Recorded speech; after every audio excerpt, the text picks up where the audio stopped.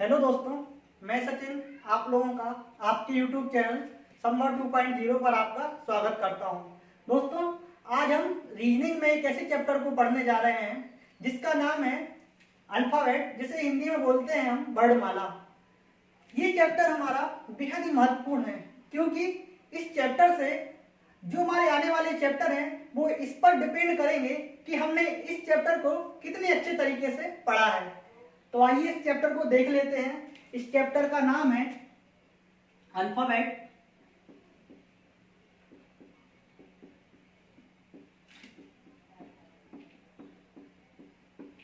जिसको हिंदी में बोलते हैं वर्णमाला। वर्णमाला क्या है? वर्णमाला में हम अंग्रेजी के 26 लेटर को पढ़ते हैं। इन 26 लेटर में हम देखते हैं कि उनकी पोजीशन क्या है, बाएं से दाएं और दाएं से बाएं, दोनों तरह से हम उनकी पोजीशन को यहाँ पर देखेंगे। तो आइए हम लिख लेते हैं A B C D E F G H I J K L M N O P Q R S T U V W X Y Z। हम इस अंग्रेजी की ABCD को बाएं से दाएं क्रम में लिखते हैं और बाएं से दाएं क्रम में हम इनकी वैल्यू को भी लिखते हैं। वैल्यू जैसे कि अंकीय मान 1, B का क्या 2, C का 3, D का 4। इस प्रकार से बाएं से दाएं इनको लिखते हैं। किस प्रकार से?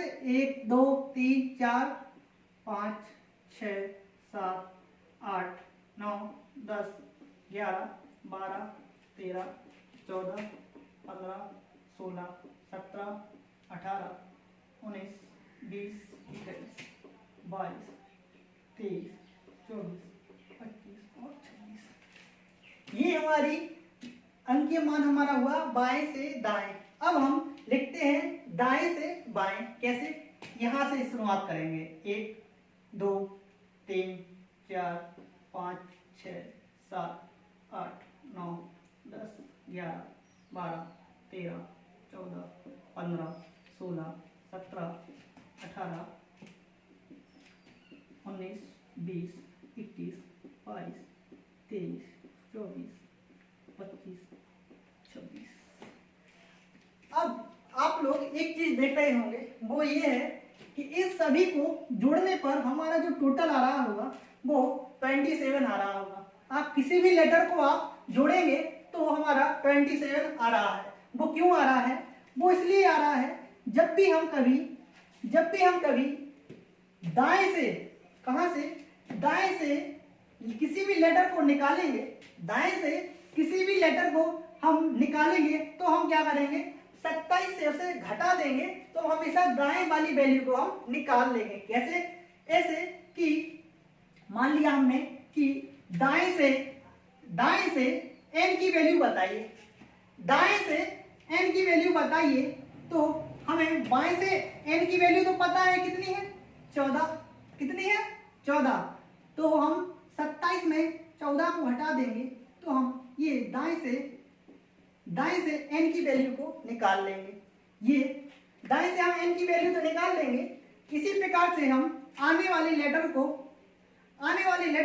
चाहे वो कोई भी हो, चाहे D हो चाहे H हो, किसी भी लेटर को हम 27 से घटा देंगे तो हम दाएं से उस लेटर की वैल्यू को निकाल लेंगे। बाएं से तो हम सभी को पता ही है।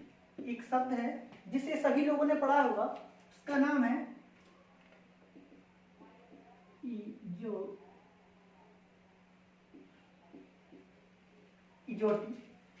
इजोटी को ई की वैल्यू क्या है? 5, जे की 10, ओ की 15, टी की 20, बाई की 25।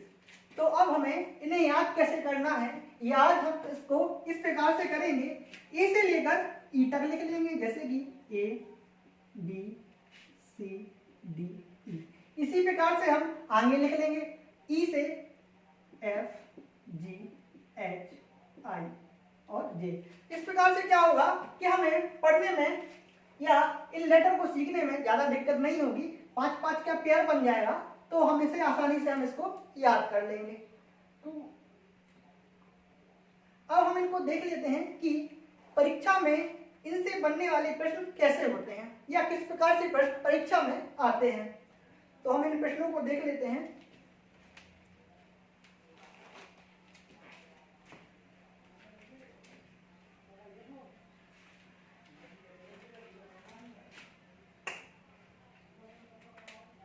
परीक्षा में प्रश्न आएगा आपसे पूछने के लिए कि बाएं से अंग्रेजी वर्णमाला में बाएं से छठवें लेटर के दाएं पांचवा लेटर कौन सा है। मैं एक बार लिख देता हूं यहां पे।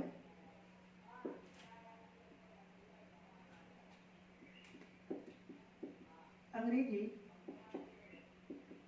वर्णमाला में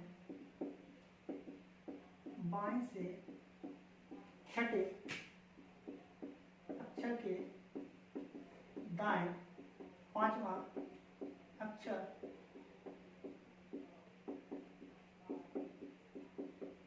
कौन सा है। इस प्रकार से प्रश्न आपको आपकी परीक्षा में देखने को मिलेगा। तो हमें करना क्या है, सिंपल सा है कि उसने बोला कहां से, बाएं से। हमेशा जहां से बोले आपसे, चाहे बाएं से बोले तो बाएं से लेंगे, दाएं से बोले तो हम दाएं से लेंगे। यहां से क्या बोला, बाएं से छठे अक्षर के दाएं, मतलब कि जब भी बाएं से दाएं आए तो आपको क्या करना है, कुछ शॉर्ट ट्रिक है हमारे पास, उन्हीं का यूज करना है आपको। फालतू की दिक्कत में बिल्कुल भी नहीं पड़ना है। जब भी बाएं से दाएं आए तो आपको हमेशा जोड़ देना है।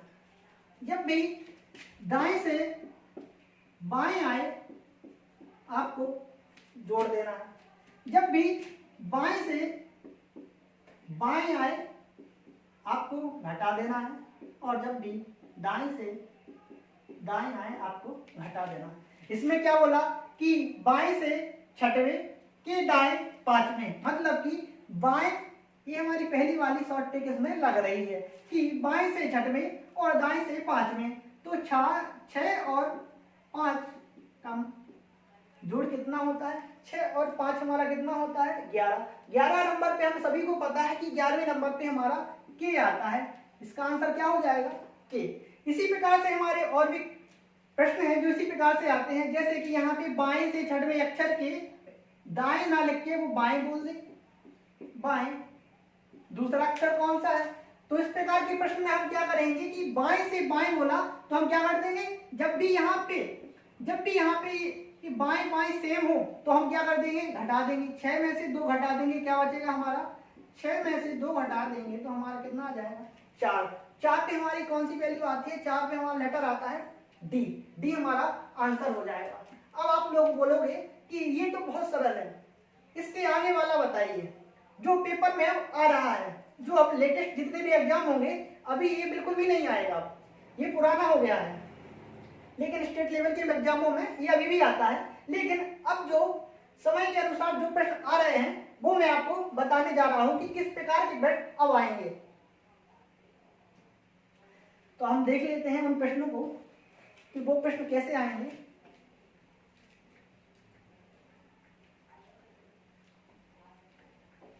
अभी तक आपने देखा था कि बाएं से दाएं और दाएं से बाएं।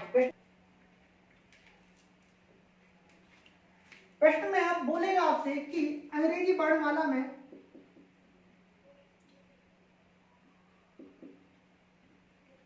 बाएं से छठे के दाएं चौथे के बाएं दूसरा लेटर। आपसे प्रश्न कुछ इस प्रकार से पूछा जाएगा कि अंग्रेजी वर्णमाला के बाएं अक्षर के दाएं चौथे अक्षर के बाएं दूसरा अक्षर कौन सा है।